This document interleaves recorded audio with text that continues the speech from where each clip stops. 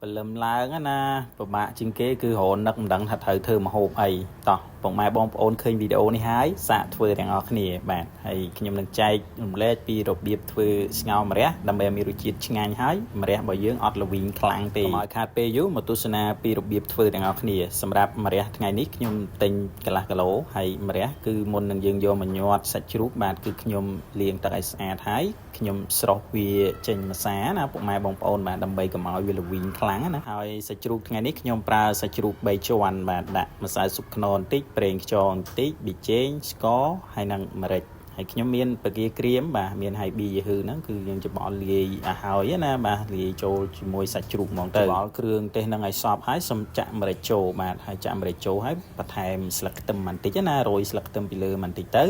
ឡូវយើងចាប់ផ្ដើមញាត់សាច់ជ្រូកចូលទៅក្នុងហ្នឹងទៅហើយបើពុកម៉ែបងប្អូនចង់បន្ថែមតិចកដុលក៏បានថែមមីសួរក៏បានហើយបើដាក់តែប៉ុណ្នេះដូចខ្ញុំអញ្ចឹងក៏បានដែរបាទរសជាតិគឺថាម្យ៉ាងម្នាក់អីតាមចំណង់ចំណូលចិត្តពុកម៉ែបងប្អូនចង់ញ៉ាំរបៀបណាបាទធ្វើរបៀបហ្នឹងទៅសម្រាប់ម្រះ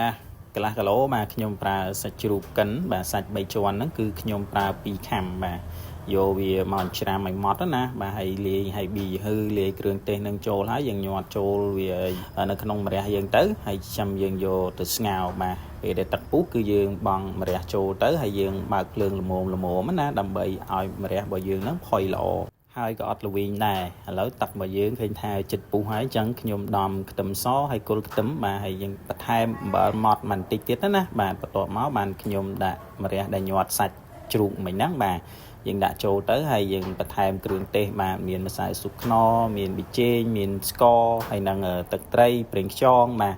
ដាក់ទៅតាមនឹងទៅភ្លក់ទៅតាមចំណង់ចំណូលចិត្តពុកម៉ែបងប្អូនណាហើយស្ងោរម្រះពុកម៉ែបងប្អូនកុំភ្លេចលួចទឹកស៊ីអ៊ីវប្រហែលជាមួយស្លាបព្រាបាយទៀតទៅដើម្បីបន្ថែមរសជាតិក៏ដូចជាក្លិនឈ្ងុយនៃស៊ុបម្រះឬក៏ថាសម្លម្រះរបស់យើងហ្នឹងឲ្យមានក្លិនរឹតតែឈ្ងុយឆ្ងាញ់ឥឡូវឆ្អិនរួចរាល់ហើយឃើញថាម្រះរបស់យើងក៏ផុយល្អដែរចឹងខ្ញុំចាប់ផ្ដើមដួសដាក់ចានហើយឃើញទេពុកម៉ែបងប្អូនទំនងណា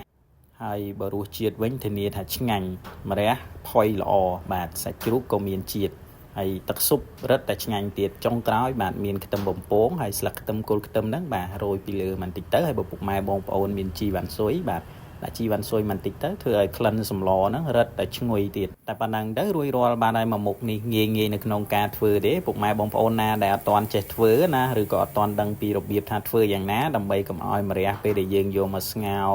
ហើយវានៅល្វីងខ្លាំងញ៉ាំពិបាកញ៉ាំឬក៏ថាក្មេងៗដែលអត់ចេះញ៉ាំល្វីងអីគាត់ញ៉ាំអត់កើតណាបាទអាចធ្វើរបៀបនេះបាទធានាថាម្រះ